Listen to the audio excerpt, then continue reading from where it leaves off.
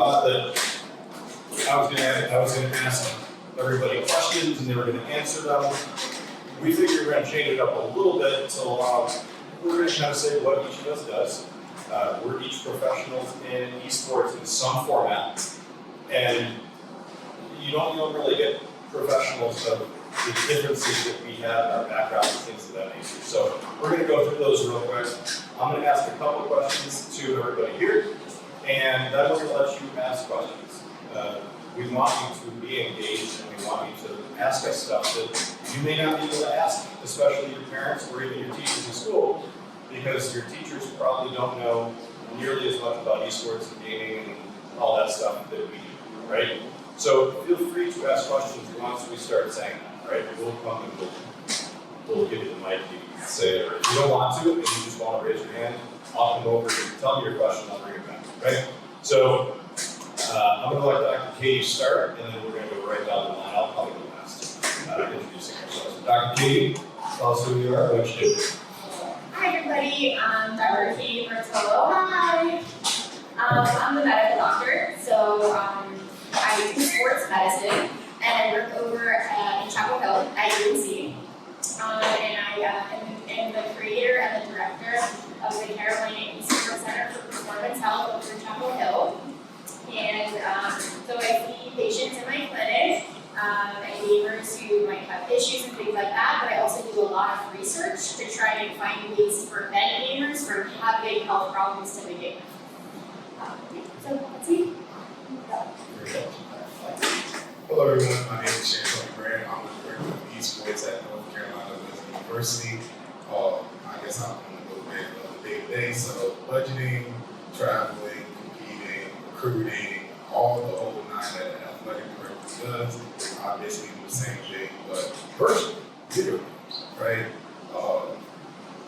We're in Rocky Mount, North Carolina, so it's like 40 minutes away from here. Yeah, roughly 40 minutes away from here. So yeah, that's so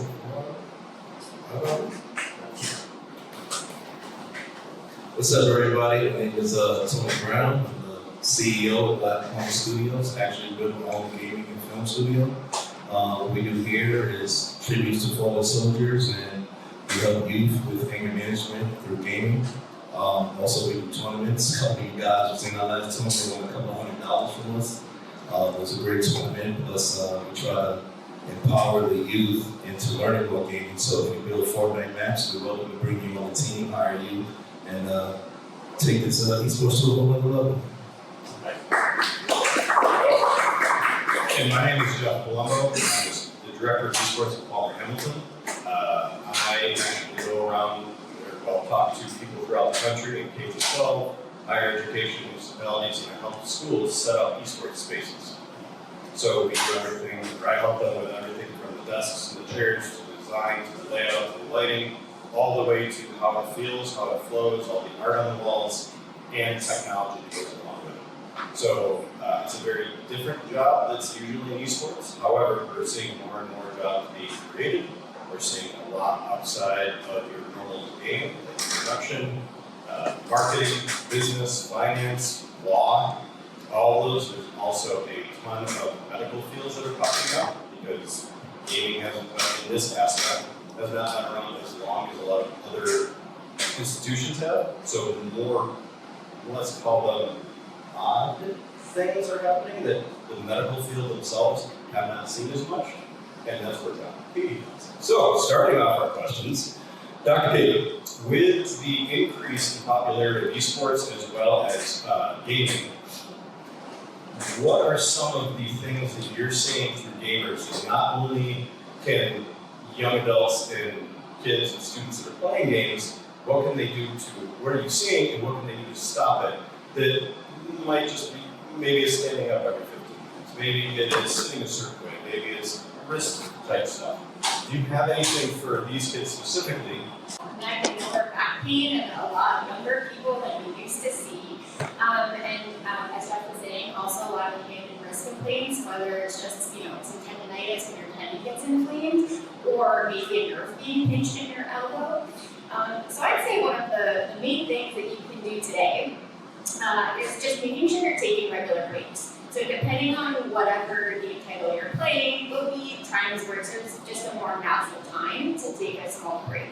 It doesn't need to be a crazy long break, just a few minutes, like 2 to 5 minutes would be fine. And ideally adding some movement into that break. So standing up, maybe doing some jumping jacks, watching out for any cords, you want to be safe. Maybe doing some squats or just going out for a walk when it's a beautiful day like this, just to help your body reset. When we sit in the same position for long periods of time, that's when we get into trouble.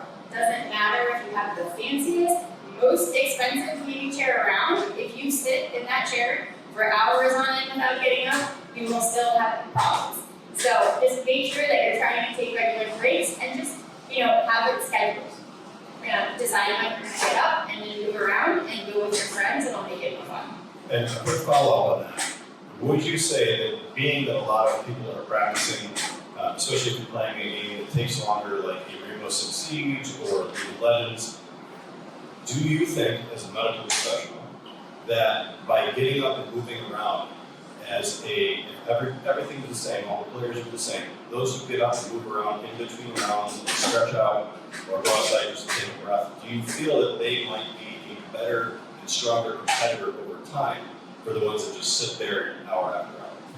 Yes, I do. Because the reality is, if we talk about your body and then your brain is going to take breaks no matter what. I'm sure we've all been there where you're reading a page for school and you kind of just keep reading it over and over again and you're not really absorbing what the page says. That's your brain telling you that you need a break. So that can happen in gaming too. And so we want to make sure we're taking breaks when it's convenient for us instead of when it's not. And then also, your body can start to work differently when you're having discomfort that you may not be even aware of. So by trying to be proactive and getting ahead of it before your body's really bothering you, getting up and moving around can help you perform better. Awesome, perfect. Let's go to Chantoni. I said that right, I want to make sure. It's Chantoni. I'm good at this next time. So, Chantoni, when it comes to esports and education, knowing that you're going to be probably the most professional up here about that, no offense, Tony, I got you on the next one. What are you seeing most, and what are you seeing on incoming students that you might see, or ones that you're integrating with, or what would you like to see from a lot of students as you're transitioning from middle school to high school into university or college, or any, I guess, higher education program? What I would like to see, and I'm going to say this on this side, is more of us coaches and teachers being more involved in esports. And what I mean by that is this: there's a bridge that is slowly being built to bridge the gap. So in North Carolina, I know when we first started, I first started in 2020, it was very hard to figure out which schools offer game designs or had an esports program. Right now, it's 2026, it's slowly better. There's databases, there's middle schools. I see middle schools and elementary schools slowly implementing esports. But the problem is obviously we know it's fun. Right? I think the biggest thing that people don't understand is there's state funding and then there's private funding. The private people usually go to investors or board, and if they don't really have the money, there's not a lot of resources in the academies or charter schools. Well, charter schools a little bit more, sorry. But private institutions and stuff like that. That's from the top all the way down to the bottom.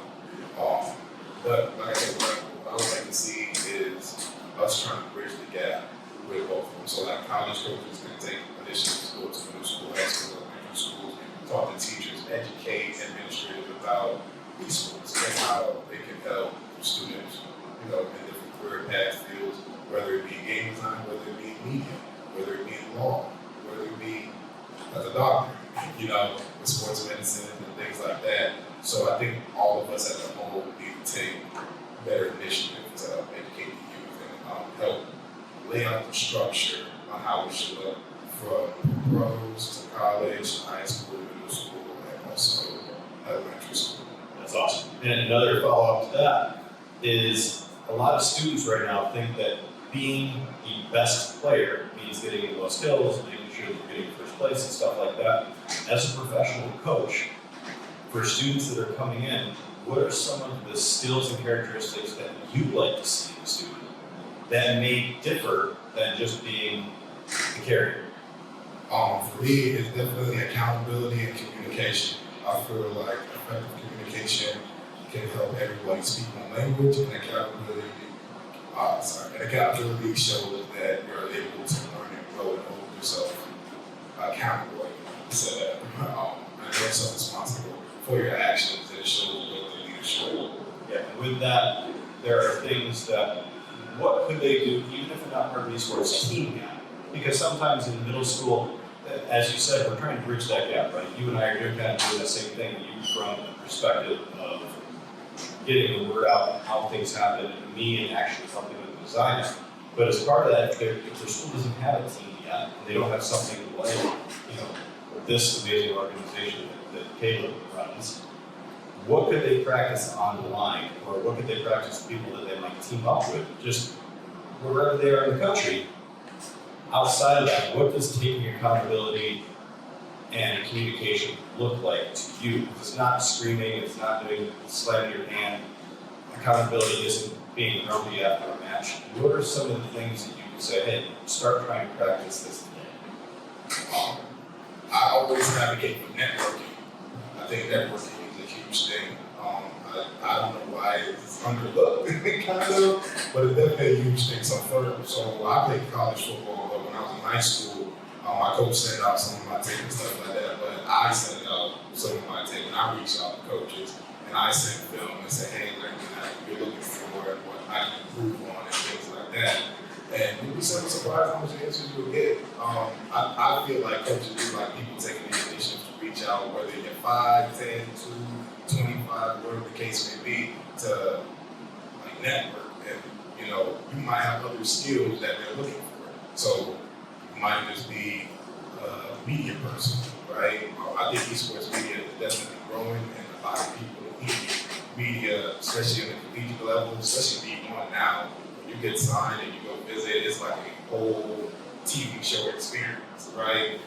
And that's some of the skills that you can bring with you, and that can make you pop out in front of coaches and recruiters and things like that. So for me, I definitely feel like networking and going out and reaching out to coaches at any age, and building that relationship early so the coaches can know you and things like that. I think that would definitely help. That's awesome. Yeah, that's great. And that leads me into another question to Tony. It was a great deal. Tony, with what you're doing, and obviously what you're building and doing, you have a creative game studio, you're crushing it in that, doing a lot in terms of incorporating different things into games that people haven't thought about yet. When it comes to students and young adults like now, what would you say that you would like them to look into that may not necessarily be the gamers? Because a lot of kids, anybody can get on gaming rig, play a game or whatever. But what do you see and you're like, what, I hope more kids learn ABCs. What are those ABCs? What they should be learning? Not just, I would say, learn it from not the playing aspect. How many kids have been through your own esports tournament? See, that's what we should be throwing our own tournaments, especially at 10, 11 years old. You have leadership positions. That's how you get your name out there. If you ever see on YouTube, these young kids, they out there, they great at stream, but until they win tournament. So that puts you in a leadership position, that actually brings the networking, and actually gets you in front of people, and it actually shows that esports is here to stay for the future. Because it's when I'm seeing the tournament, it's a lot of adults throwing it. It's not too many kids taking that lead. And I feel like the more you are taking the lead and throwing your own tournaments, your rocket leads, and different things like that, and challenging other schools, the people that get involved, they don't take it to another level. Yeah, and what should they, outside of gaming itself, what are some other skills that they could learn or should be looking into? And there's tons of stuff on YouTube and other classes that are online. Should they be incorporating, when you're not playing video games, how do you capture screen cap on that? How do you create content? How do you, outside of just gaming, what are some of the skills that you look for that you'd be like, you're a shining star and you don't even know it? I wish more students definitely that you learn ABCD. Oh yeah, take crafting, like what he's saying, taking crafting, your streaming skills, because that's a job within itself. You'd be surprised if you learn streaming, how many people in here would need you, so I mean outside of it, the extra income. Another one, not just streaming, filming as well, because you know how to cut and edit. then you could do a story reel with the game and actually do your own, I would say, trailer that introduces you. So now you got filmmaking, you commercial making, and then that you can put your videos out there where you can tell a story by playing a video game or things of that nature. Yeah, that's awesome. So a lot of the stuff that we're talking about is stuff that you can learn now, even online. You don't necessarily need a teacher anymore. However, I will say that I have met a lot of people, a lot of influencers that are on YouTube and TikTok and Twitch right now. The majority of them that are entertaining are not good business people. They do not understand how to properly broadcast. They do not understand how marketing works. And I know this because I've worked with dozens and dozens of influencers online. And a company that is going to sponsor you, that wants to give you money to play a game, they're great when they have all the eyeballs on their stuff. But if eyeballs don't eventually turn into money for them, you will never work with them again. So what I am going to try to tell you all to do is, as you start getting into more things, even if your school doesn't have an esports program, you don't have to be competitive, you don't have to be the best. You can still work in esports or something in media, in production, in event planning, in law, medical, accounting, finance, all of those you can find careers within esports if you want, without needing to have an esports program at your school. However, if you do have an esports program at your school, your teacher can reach out to me or literally anybody up here and say, what should we be focusing on? Because at the end of the day, we want you all to be healthy and successful. That is our goal as adults, as parents, and as professionals. But am I right in assuming that that's probably end of the day? So I'm not going to go into my stuff because I usually talk to adults and professionals and stuff like that, tell them about esports spaces. So I'm going to let you all have some questions. Does anybody have a question for any four of us or all of us up here that you might like? Yeah, back in the room.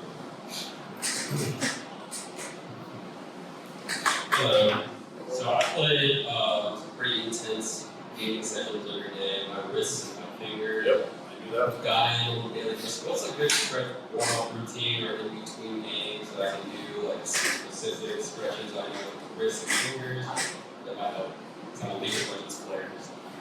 Great question. Okay, so I love that you asked about warming up. I feel like that doesn't get enough attention because why I consider esports a sport is because it does require physical skill to be able to perform it and play it versus chess, which is more of a game because there isn't physical skill involved.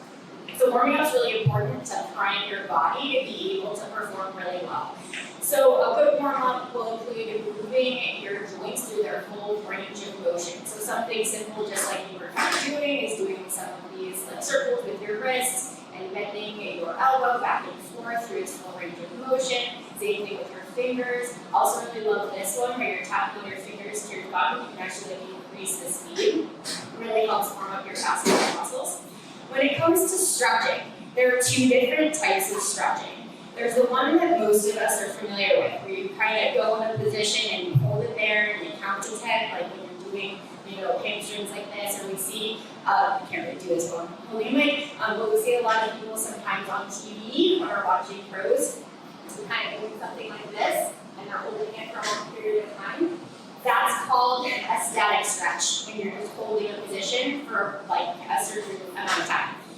We don't really want to do static stretching before we play. We want to do that after we play.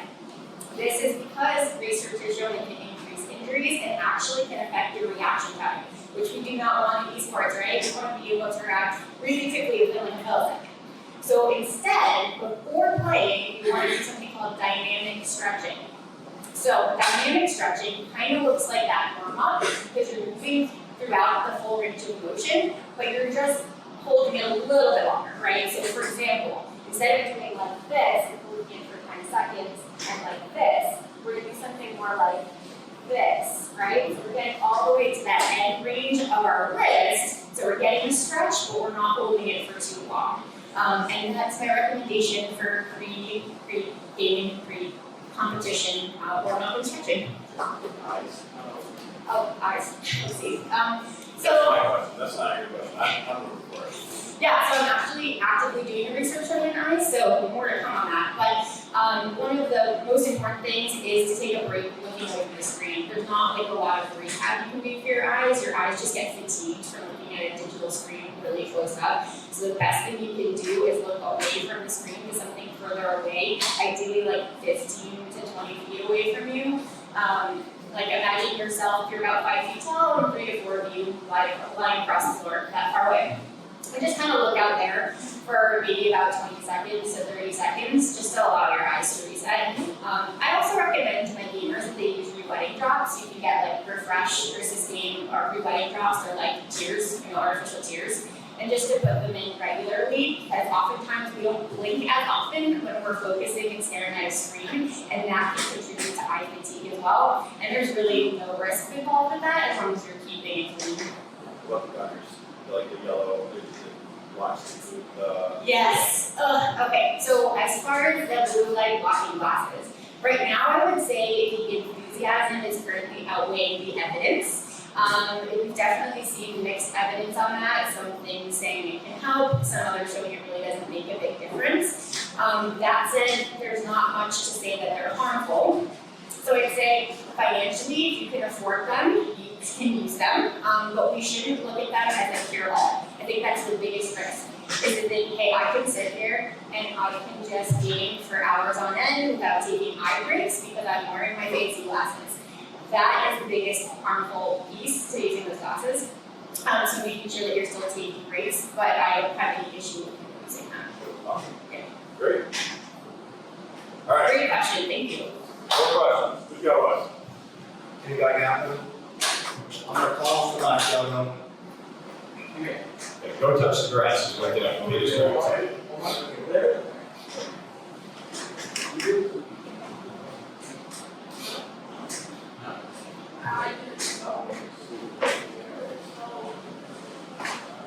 Kind of leading on what Carson was talking about the physical warming up.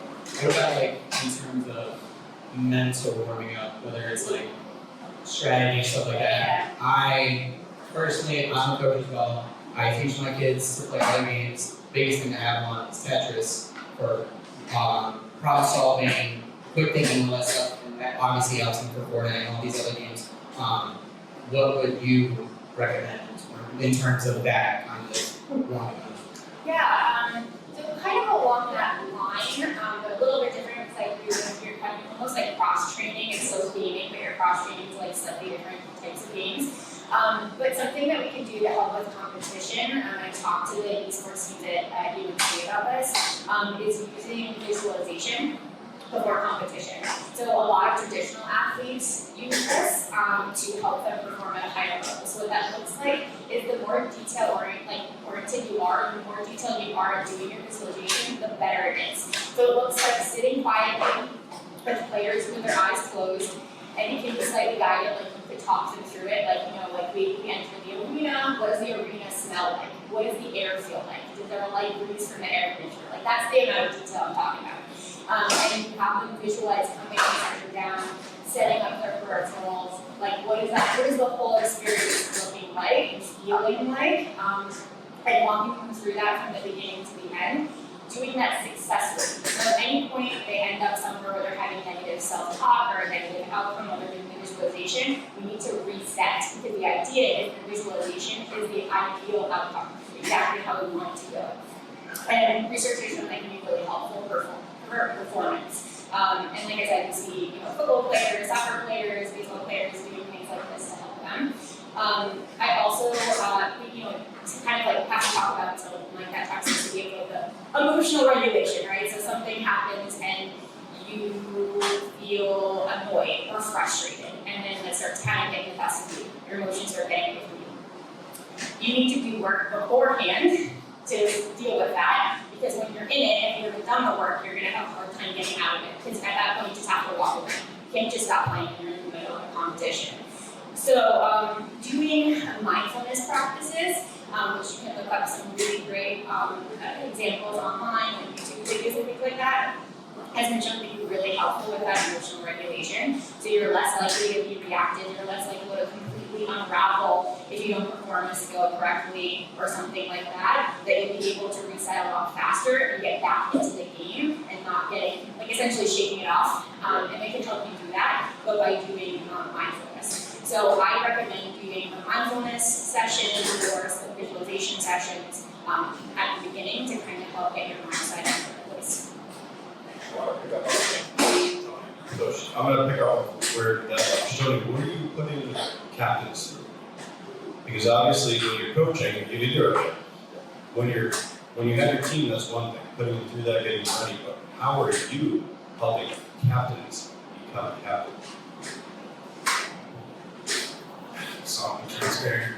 Our practices are hectic. Well, for captains, it's even worse because I need you to be able to make decisions in critical moments, right? So in practice, we're very chaotic because I played in the stadium before. It's completely different than playing on Friday night lights, right? And I understand stage fright because, like she said, when you visualize, the noise is different, the atmosphere is different. So as captains, I try to put them in the most chaotic situations and teach them how to communicate through certain situations. Because you can be frustrated. Everybody is frustrated. It is what it is. But it's have the ability to think through those critical moments and make the right decisions at the right time. It's kind of like the military. And shout out to them because they can't mess up because it's life or death. And you can't. So putting them in chaotic situations, having them communicate, and also being out in the community because for me, you're representation of the program, right? So if I'm not there, I should be able to trust you as a captain to be able to represent the program and speak about the program and stuff like that. Also, I train in the media press. I feel like pre-game interviews, post-game interviews, and how to answer hard questions, good, like the skills in media training. Some people don't like the camera. But guess what? There's some things you don't like in our jobs that we have to do. I don't like that work, but I gotta do it, right? So showing them how real life really is. And so they also understand, they're like the middleman of obviously administrator, which is me, and the players, so they understand how to communicate. Look, this is the reason why we can't do this.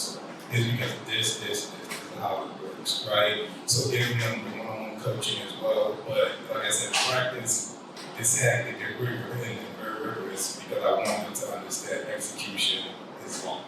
If you can't execute the critical moments, then how are you helping the team? When someone freaks out, you gotta be able to communicate to them within like 10 seconds, especially if it's Apex or 9 or the hectic flag, we need to be able to sound.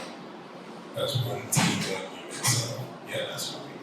Yeah, I like it. Are there any other questions out there? Yeah, great. So in a game like Valorant or CS, you have to be a lot more focused with like building like angles or something. Yeah. So is there a specific way that we should focus in terms of like not losing the focus on the angle or something? So for what I've learned, and this is actually kind of crazy. So when you inhale, that's the best time because you're more focused. I was like, oh, this is actually crazy. So I should be breathing in before I shoot. But every strategy is different. I know different coaches do different strategy. I'm not the one to tell you this strategy is the best because your coach might come up with something different and it might work.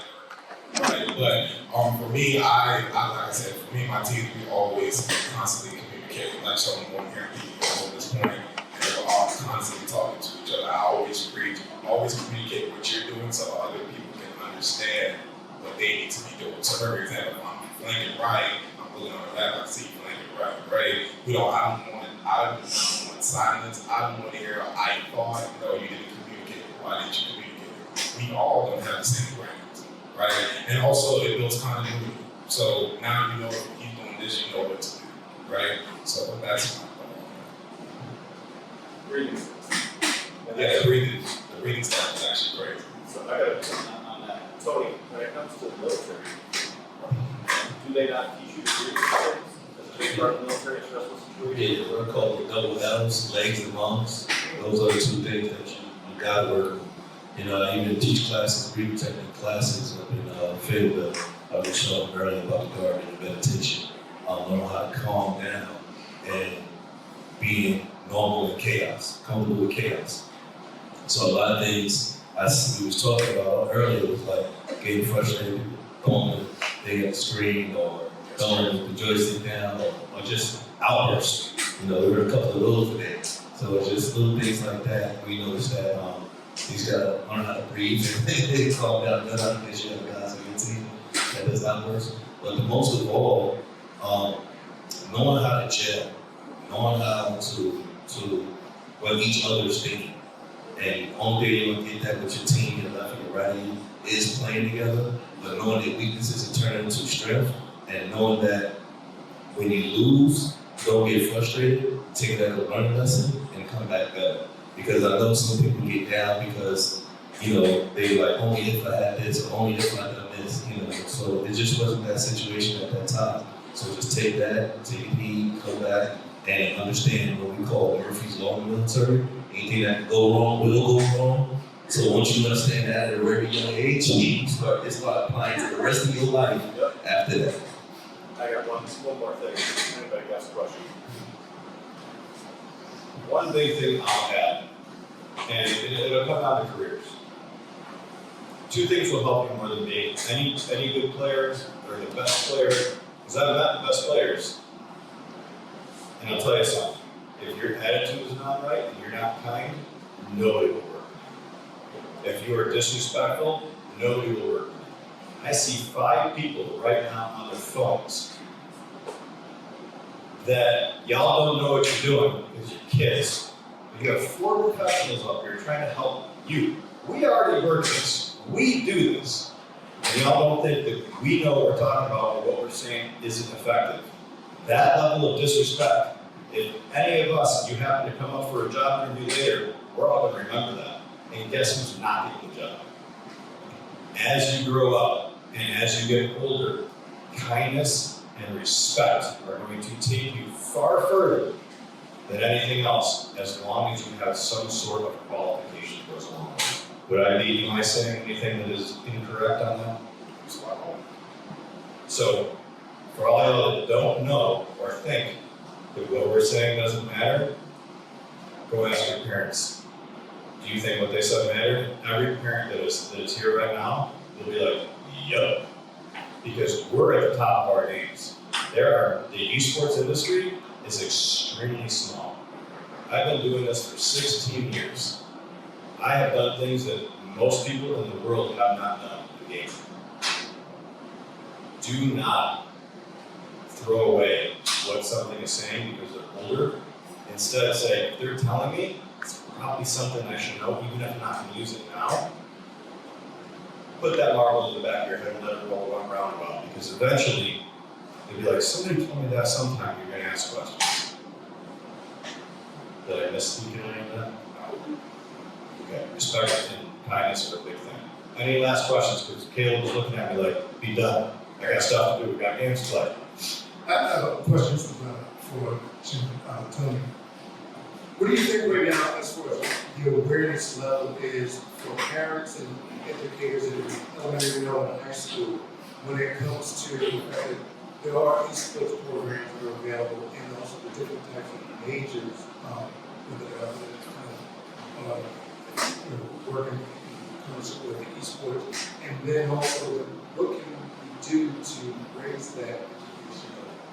So to answer your first question, I have seen it grow because I know even now we all growing up, it was a hobby, and then it became esports is cool. COVID happened, and then schools just ran to it, right? Like, we need to find something that students can do, but they can't be 6 feet away from me. They gotta be 6 feet away from each other, and that was esports. So I feel like it had a boom, and then it's slowly growing back. What I mean by that is this.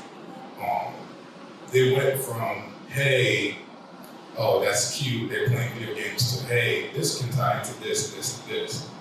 I think the issue is the resources and finding out where are they, right? And I think the way we bridge that, and every county is different, right? I'm from Florida, and I work in Rocky Mountain. Their county, as in going to schools, is different than Wade or Charlotte and things like that. I feel that once we get more esports professionals and we get more teachers, and there's a lot of teachers that want to do esports and want to do that, bring awareness to it, but they have a lot of resources. But once we push into elementary school, middle school, and things like that, it will just keep going up and awareness will keep going. Because I'm also summer camps. I feel like most universities need those summer camps or high school summer camps just for kids. A lot of people got doing a great job and being in the middle ground and having K through 12 or maybe K through college just come here and play the game and just bring a community here. And I think it's slowly, like I said, I slowly see it going up because it's word of mouth. I call it guerrilla marketing. When somebody talks about it, then you talk about it in school, then you go, hey, let's see if they have colleges for this. Oh, you can get scholarships for this in school and things like that. And some gamers like us that are in our 30s, 40s, 50s are like, man, I wish we had that. I didn't get that in school now. So, like I said, keep pushing it out, spreading the word around the communities, and I think that's why I see it keep going. And I was going to ask you, Tony, to follow kind of on the professional side as well. I noticed that in esports, it doesn't have soul, and that's what made me start. When you had somebody game the tournament, you were like, what are you playing for? Maybe like money or something like that, or just playing because, get the kids out of the house or get them into something. So that's why we started building an esports map. We played for fallen soldiers, we played for cancer, we played for traffic survivors, we played for domestic violence. So I feel that once we start doing tournaments, playing for a cause and getting the youth behind it, and then teaching the youth to build their own tournaments or something in their own community, it'll be from just doing esports to campaigning esports at that point. Doing 5Ks or whatever the case we're going to be with different games. But when I started in our community in Fayetteville, I started getting it in the ocean, I started using it to cut crime in the cities. So now they're playing it to stop violence. You see what I'm saying? With a cause on it. And now we fought the mental stressors that kids can have. But the doctors start seeing that, hey, wait a minute, this is lowering the crime rate. And on top of that, give them something to do. But now these kids start to think. So that's why the crossbreed with filming, learn how to write, and actually getting filmed and going tournaments, giving them responsibility, understanding it from your point of view. Because a lot of people think, probably a lot of kids think what you're doing is easy.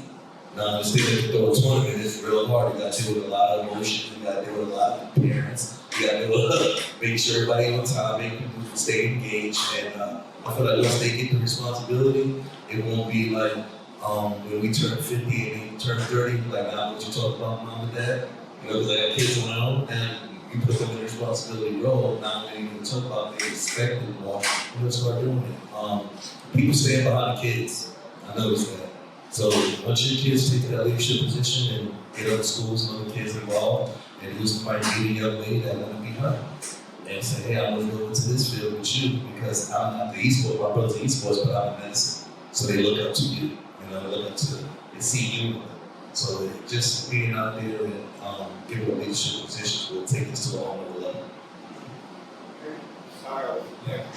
Great job, everyone. And Tony, I actually do want you to chat real quick, because I haven't had people ask. Last year in July, you ran a tournament, and you're doing it again this year. So can you please talk a little bit about that? Oh yeah, like I said, this year we adjusted the map a little bit, and we run the tournament in July.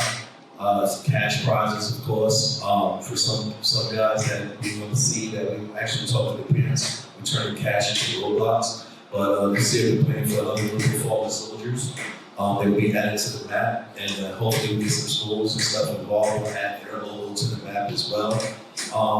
And then keep going from there. If anybody knows anybody that creates maps, we like bringing you on the team, we actually hire you and employ you and show you that there's jobs in it too, as well as a young age. Because we know we're some geniuses in here. You won last time, wasn't it? You and your team came in. It was great because everybody did a joystick, he pulled out his computer, and they wiped out everybody, so it was a good game. And that's July 25th, right? Saturday, is that a Saturday, right? I think so. Saturday, yeah. Saturday. We'll be here sometime in the afternoon, so get ready for that. All right. Thank you very much. Really appreciate y'all being on here. Kevin, get a round of applause.